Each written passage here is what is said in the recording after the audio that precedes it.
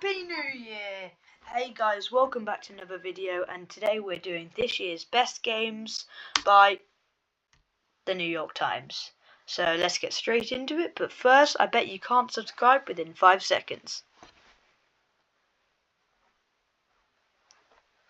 Okay, so let's get into it.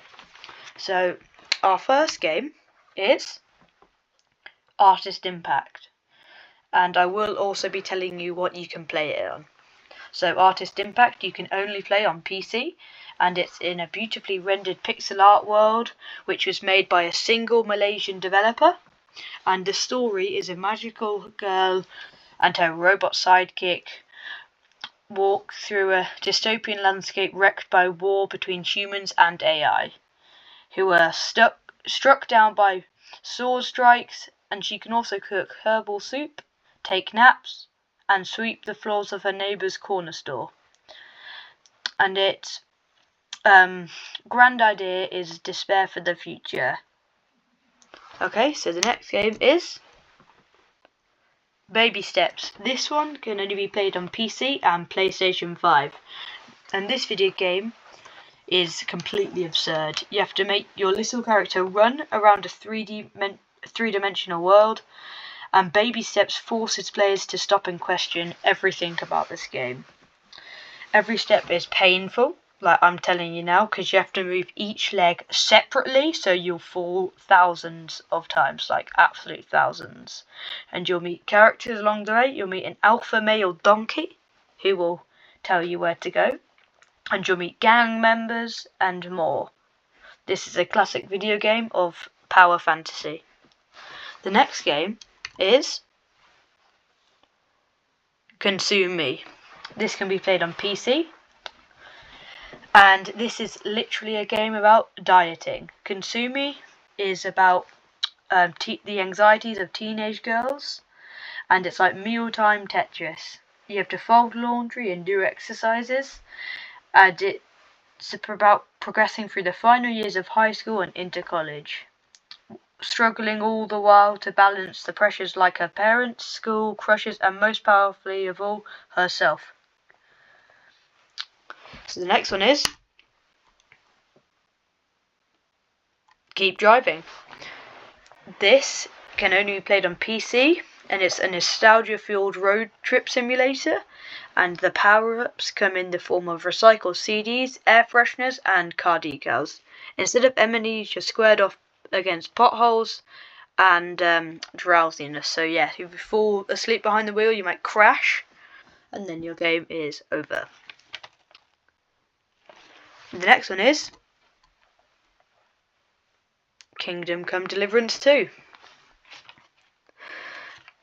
This one is a great sequel to Kingdom Come, obviously, and it's in an open world in the historic Bohemian setting. And this is my favourite bit about the game. If you don't bathe, the townspeople will avoid you, and if you let your sword get dulled, it will shatter over the next bandit's head. Eat or drink too much and you find yourself an incapacitated mess. That's what I love about it. It's quite real. And also you'll go from defending a Jewish ghetto to marching in a Doom battle column, or spending a day learning about rare vintage wines in a vineyard. Okay, so the next one is Mafia: The Old Country, available on PC, PS5, Xbox Series X and S. Oh, and I forgot, Kingdom Come Deliverance 2 is available on PC, PS5, Xbox Series S. So this is Mafia: The Old Country now. So where Kingdom Come Deliverance 2 offers scale, Mafia: The Old Country offers how you can tell a gripping story by narrowing the focus into a tightly paced and efficiently delivered narrative. Its open setting serves principally as a stunning backdrop to an ultimate crime drama.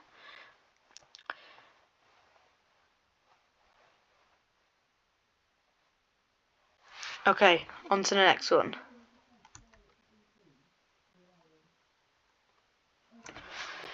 Despelot. This is available on PC, PS4, PS5, Switch, Xbox One, Xbox Series X and S. Another autobiographical story. This game focuses on Ecuador's unlikely entry into the 2002 World Cup and is presented through the first-person perspective of a young boy obsessed, like everyone else in the city, with football. This is the half-tone art style casts everything in a dreamlike haze. It's like a remembered dream from your childhood, which may or may not have happened. Within this dream, your childhood fights with his sister over TV time, plays soccer in the street, and gets stressed down by his aggrieved mother. It's a beautiful meditation on how we tend to remember growing up and the pleasures of childhood. The next one is The Reachers Are Dead. So this one is you're a detective and you open an old case and you have to fill in all the people that have gone missing, really, and you have to go through newspaper clippings and old websites, and then you'll find the secret identities that you'll fill in. The next one is Hades 2.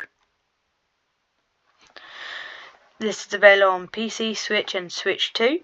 Hades 2, like last one, it's just as frantic, cool and engaging to play as young Milo as it is to control Zagreus. The sequel deepens the systems of the first, as Mino's style requires a bit more strategy. She's a witch after all and uses magic, trapping them in wards of lightning bolts. This gameplay aligns with the heightened sympathy for a character who, unlike the rebel Zagreus, must work her way back into the underworld to a family she's lost without ever knowing. The next one is The Seance of Blake Manor. This is a mystery game. It's on a centuries-old estate in Britain's subjugated island. To the dreams and visions that haunt your investigator, tasked with finding a vanished woman among this suspicious crowd of mystics. Every query and clock leaves you closer to a potential failure. As a result, you carefully dance through the web of lies laid out before you. Avoid the traps and pitfalls. Okay, guys, so that is the end of the video, and subscribe. And please actually subscribe, because this video is really hard for me to make, because that required 7 minutes of non-stop talking. So I really hope you enjoyed this video. Some of it's maybe a bit messy just because that was just really hard to do. I had to read out from a newspaper for that. So just thanks again for watching. If you got up to this point, just thanks, yeah, and subscribe.